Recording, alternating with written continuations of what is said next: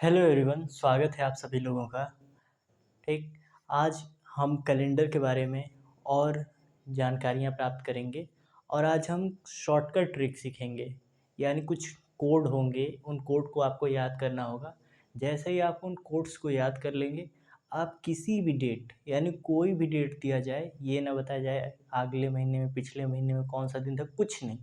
केवल नॉर्मल आपको डेट दिया जाएगा और आप बता देंगे कि उस दिन कौन सा दिन था। ठीक, तो आइए स्टार्ट करते हैं बिना किसी देर के। तो आपको ये निकालने के लिए year code, century code, month code और डे कोड पता होना चाहिए। सेंचुरी कोड का मतलब क्या होता है? जैसे यदि लिख दिया जाए 2016, तो 2016 को यदि आप दो भागों में लिखना चाहें तो इसमें सेंचुरी कितना होगा? सेंचुरी का मतलब जिसमें 100 से भाग चला जाए। ठीक, तो इस तरह लिखेंगे 2000 और प्लस 16, ऐसे। जैसे लिखा है 1947, इसको सेंचुरी ईयर में तोड़ेंगे तो 1900 और प्लस 47, यानी इस प्रकार से तोड़ना है कि ये डबल जीरो यानी 100 से विभाजित हो जाए तो उसे कहा जाएगा सेंचुरी ईयर। तो हर सेंचुरी ईयर का कोड होता है। ठीक, सेंचुरी ईयर का कोड क्या होता है? शताब्दी वर्ष। शताब्दी वर्ष। शताब्दी वर्ष के लिए जैसे 2015 से स्टार्ट करते हैं। 2015 हो गया, 16 हो गया, 17 हो गया, 18, 19, 20, ठीक, 21, ऐसे ही आगे चलता जाएगा। ठीक, तो इसका कोड क्या होता है? तो इसका कोड होता है 0, इसका हो जाएगा 6, इसका हो जाएगा 4, इसका हो जाएगा 2। फिर इसके बाद सेम यही प्रोसेस रिपीट होता रहता है। ठीक, याद रखिए। सेंचुरी ईयर में क्या बताया गया? 1500 ईस्वी को के लिए कोड निर्धारित किया गया है 0, 1600 को 6, फिर 1700 को 4, 1800 को 2। फिर उसके बाद यही प्रोसेस होगा 0642, 0642, चाहे ऊपर की ओर जाइए या नीचे की ओर जाइए। जैसे 1500 ईस्वी का दिया गया है कोड 0, तो यदि पूछा जाए कि 1400 ईस्वी के लिए क्या प्रयोग करेंगे तो 2 प्रयोग करेंगे। ठीक, समझ में आया? ये जो 0642 का रिपीटेशन है यही लगातार चलता रहता है। ठीक, आगे देखिए। उसी तरह 1900 के लिए पूछा जाए तो फिर 0, इसके लिए 6, इसके लिए 2। तो इस प्रकार से। ठीक, तो ये चीज़ें ऐसे ही अपने आप को रिपीट करती रहेंगी। ठीक, अब देखिए आगे देखते हैं। शताब्दी वर्ष के लिए आपने कोड पता कर लिया। शताब्दी वर्ष के बाद अब आता है मंथ कोड, कि हर एक महीने का कोड, जनवरी, फरवरी, मार्च, अप्रैल, मई, जून, जुलाई, अगस्त, इन सब का भी कोड होता है। ठीक, तो आपको माह यानी महीने का पता करना होगा।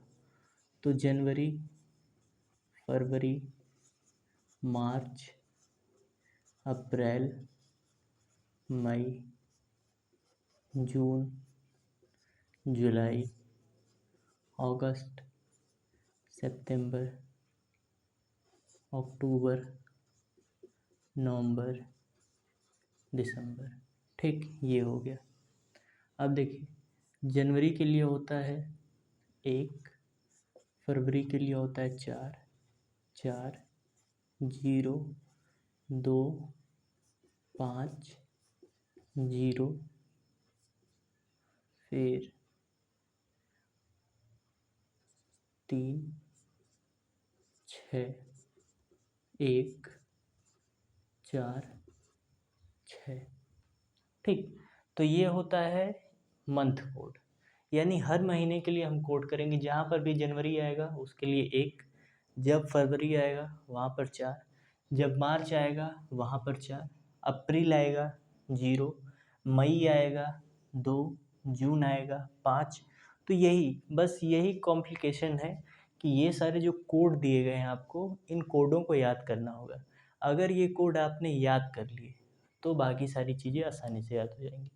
इसको याद करने का तो साधारण सा तरीका है। 1500 से याद रखिए। 1500 जीरो से स्टार्ट होता है, 0642, फिर 0642, 0642, ऐसे ही चलता रहेगा। फिर ये जो मंथ कोड है, महीने का कोड, तो इसमें भी देखिए आपको कुछ समानताएं दिख रही होंगी। यहाँ, यहाँ, यहाँ। देखिए ये दिया गया है 144। 144 से आपको कुछ याद आ रहा है? 144 किसका वर्ग? 12 का वर्ग। फिर उसके बाद 2 5 25 आ रहा है, किसका वर्ग? 5 का वर्ग। फिर उसके बाद 36 आ रहा है, किसका वर्ग? 6 का वर्ग। तो इस तरह भी आप याद कर सकते हैं कि पहले 12 का वर्ग है 144, फिर बीच में 0 आता है, फिर 5 का वर्ग आता है, 2 5 आएगा, फिर एक 0 आएगा, फिर 3 6 आएगा, फिर 144 की जगह 2 डिजिट और बढ़ा देना 146 हो जाएगा। ठीक, तो ऐसे करके भी आप चीज़ों को याद रख सकते हैं। तो पहला तरीका आप लोगों ने सीख लिया कि सेंचुरी कोड क्या होता है, शताब्दी कोड क्या होता है। दूसरा प्रोसेस ये बताया गया कि मंथ कोड क्या होता है, तो मंथ के जितने कोड है वो यहाँ पर लिख दिए गए। अब लास्ट में जो लास्ट चीज़ है सिंगल स्टेप, वो है दिन का कोड, दिन का। ठीक, तो Saturday, Sunday, Monday, Tuesday, Wednesday, Thursday, Friday. ठीक, बस सैटरडे तो ऊपर है। अब इसका कोड क्या होता है? 0 1 2 3 4 5 और 6, ऐसे। ठीक, 0 आएगा तो सैटरडे, 1 आया है तो संडे, 2 आया है तो मंडे, 3 आया है तो ट्यूसडे, ऐसे ही करके चलता रहेगा। ठीक, तो इतनी चीज़ें आपको उम्मीद करते हैं कि समझ में आ रही होंगी। तो ये जो कोड आपको लिखवाए जा रहे हैं, इन कोडों को आपको क्या करना है? एकदम रट जाना है। ठीक, अब देखिए, तो जब आपको ये याद हो जाए, शताब्दी वर्ष के कोड, माह का कोड और दिन का कोड याद हो जाए, अब बात आती है कि कोई डेट दिया गया है, तो हम कैसे पता करेंगे कि उस डेट को कौन सा दिन था? तो आपको दिन निकाल, जैसे कोई भी डेट दी जाती है तो पहले लिखा जाएगा जैसे 25/7/2025, ऐसे लिख दिया गया कोई डेट। तो सबसे पहले क्या आता है? दिन आता है, फिर उसके बाद महीना आता है। अब उसके बाद ये जो आया है 2025, 2025 इसको 3 भागों में आपको तोड़ना पड़ेगा। 3 भागों में कैसे तोड़ना है? कि सबसे पहले तो आप इसे तोड़ेंगे शताब्दी वर्ष में। शताब्दी वर्ष में आप इसे तोड़ेंगे तो कितना हो गया? 2000 हो गया, और बचा कितना? 25 हो गया। अब ये जो 25 है, इस 25 को आपको 2 भागों में विभाजित करना है। आपको ये पता करना है कि 25 तक जाने में कितने लीप ईयर्स आएंगे और कितने नॉर्मल ईयर आएंगे। ठीक, समझ में आ रहा है कि आपको 25 को भी विभाजित करना है कि कितने लीप ईयर आएंगे और कितने नॉर्मल ईयर आएंगे। तो लीप ईयर ज्ञात करने के लिए क्या किया जाता है? आपको लीप ईयर ज्ञात करना हो और नॉर्मल। नॉर्मल तो आप इसमें 25 में 4 से भाग दीजिए। ठीक, 4 से भाग करेंगे 25 में तो 6 चौके 24, शेषफल बच गया 1। तो आप शेषफल पे ध्यान मत दीजिए, आप देखिए कि अधिकतम कितनी बार तक चला जा रहा है। तो अधिकतम जितनी बार तक जाएगा वही होगा लीप ईयर की संख्या। यानी 2025 तक पहुंचने में आपके सामने 6 बार क्या आएगा? लीप ईयर आएगा। तो लीप ईयर की संख्या कितनी हो गई? 6 हो गई। और टोटल ईयर आपके पास 25 है, तो 25 में से 6 जाएगा 19, ऐसे। ठीक, उम्मीद करते हैं कि आपको समझ में आ रहा होगा। तो आपको क्या करना है? सबसे पहले जो दिया जाएगा उसमें आपको निकालना होगा कि लीप ईयर कितने हैं और नॉर्मल ईयर कितने हैं। ठीक, अब ये प्रोसेस समझ में आ गया कि इसको आपको 3 भागों में विभाजित करना है। अब सूत्र क्या होता है दिन निकालने का, कि कौन सा दिन होगा? तो दिन निकालना है तो सबसे पहले आपको लेना होगा कि आपको मान लीजिए डे निकालना है, तो सबसे पहले आपको लेना होगा कि कितना तारीख है। ठीक, उसके बाद कितना महीना है। ठीक, फिर उसमें लेना होगा कि शताब्दी वर्ष कितना है। ठीक, फिर उसके बाद उसमें कितने साधारण वर्ष हैं। साधारण वर्ष और प्लस लीप वर्ष, ठीक। और इन सबको भाग कर देना है 7 से, ठीक। इतनी चीज़ें समझ में आई आपको, ठीक। तो देखते हैं आगे। तो ये बता दिया गया कि यदि आपको निकालना है तो सबसे पहले कितनी तारीख है उसको लिखेंगे, कौन सा महीना है वो लिखेंगे। अब ये जो आपको दिया गया है उसमें देखेंगे कि शताब्दी वर्ष कितना है, फिर उसमें साधारण वर्ष कितने हैं और लीप वर्ष। साधारण वर्ष नहीं, यहाँ पर कुल वर्ष, ठीक। इसको थोड़ा संशोधन कर लीजिए, इसको बनाइए कुल वर्ष कि टोटल कितने ईयर हैं और उन टोटल ईयर्स में लीप ईयर्स कितने हैं। तो इसका प्रयोग जैसे ही करेंगे आपको मिल जाएगा आपका दिन, ठीक।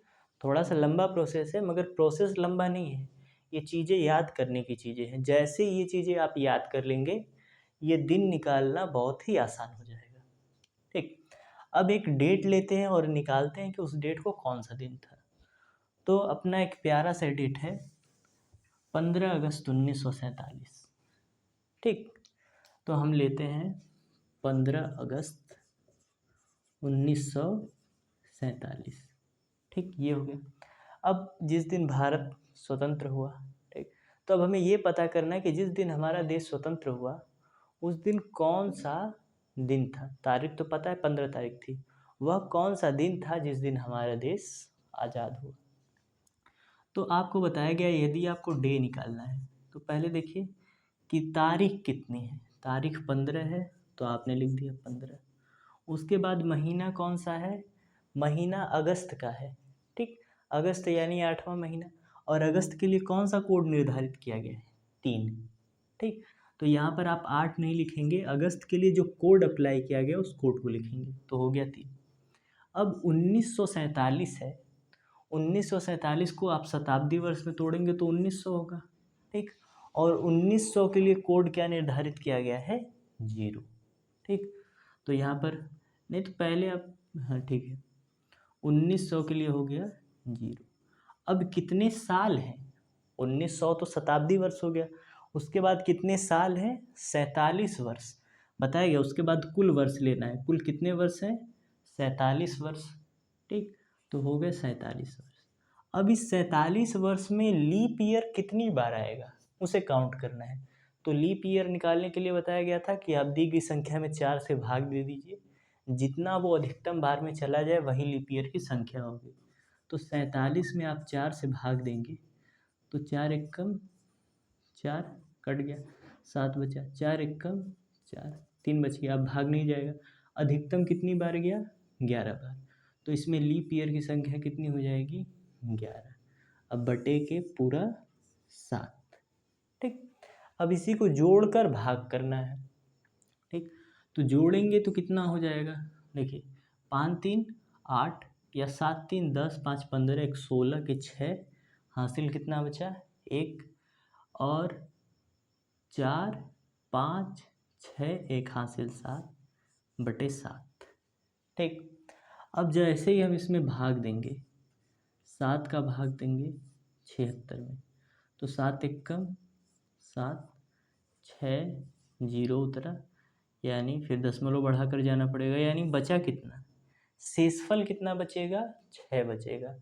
तो अब यहाँ पर आपको देखना है कि जो शेषफल बच रहा है, आपको बताया गया था कि जब हम किसी दिए गए कुल दिनों के योग में 7 से भाग करते हैं तो वो हमारा आता है विषम दिन। और यही देखना है कि ये 6 किस डे को डिनोट करता है। तो 6 किसको डिनोट करता है, फ्राइडे को, अर्थात जिस दिन देश आज़ाद हुआ उस दिन शुक्रवार था, ठीक। आप कैलेंडर से मैच भी कर सकते हैं। तो क्या करना है, सबसे पहले डेट को लिखना है, तारीख को लिखना है, फिर उसके बाद जो महीना है महीने का कोड, शताब्दी वर्ष का कोड, फिर टोटल वर्ष कितने उसे लिखने हैं, और उस वर्ष में कितने लीप ईयर हैं उसे लिखना है, और टोटल से 7 से भाग कर देना है, ठीक। ऐसे हो जाएगा। अगर कुछ लोग कैलकुलेशन अच्छी हो तो वो ऐसे भी देख सकते हैं, 7 दूना 14, ये कट जाएगा, यहाँ पर केवल एक दिन और बचेगा। इसे अगर 7 से काटेंगे तो 7 एकम 7, 3 दिन यहाँ बचेगा।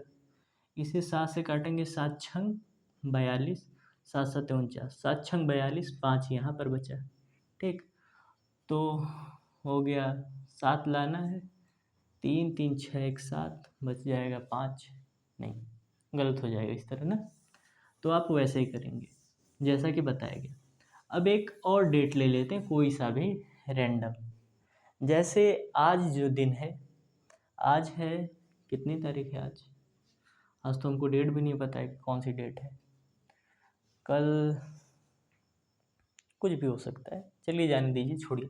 डेट नहीं याद है तो कोई भी रैंडम डेट उठाइए। जैसे 20 तारीख 12वां महीना 2016। ठीक, कि 20 तारीख 12वां महीना 2016 था, उस दिन कौन सा दिन था, मतलब उस तारीख को कौन सा दिन था। तो आपको डे निकालना है, तो सबसे पहले तारीख कितनी है 20, महीना कौन सा है 12वां महीना दिसंबर, दिसंबर के लिए कोड कितना है 6। ठीक, उसके बाद 2016 है, तो 2000 का कोड कितना होता है, शताब्दी वर्ष में तोड़ेंगे तो 6 हो जाएगा। ठीक, अब उसके बाद टोटल ईयर कितने दिए गए हैं 16, और 16 में 4 से भाग करेंगे तो कितनी बार में जाएगा, 4 चौके 16, 4 बार चला जाएगा। ठीक, अब बटे कितना हो जाएगा 7, टोटल योग करेंगे कितना हो जाएगा, 16 4 20, 20 40, और 40 50 2 52, 52/7, 7 सत्ते 49। देखिए अब 52 में भाग देंगे 7 से, 7 सत्ते 49, बचा कितना 4, और 4 किसे प्रदर्शित करता है वेडनेसडे। ठीक, यानी 20 दिसंबर 2016 को कौन सा दिन था, वो दिन था बुधवार का। ठीक, तो उम्मीद करते हैं कि ये जो तरीका बताया गया, ये जो प्रोसेस बताया गया है, आपको अच्छे से समझ में आया होगा। ठीक, और जो चीज़ें न समझ में आए उसे कमेंट कीजिए, और ये वीडियो कैसा लगा उसे भी कमेंट में बताइए।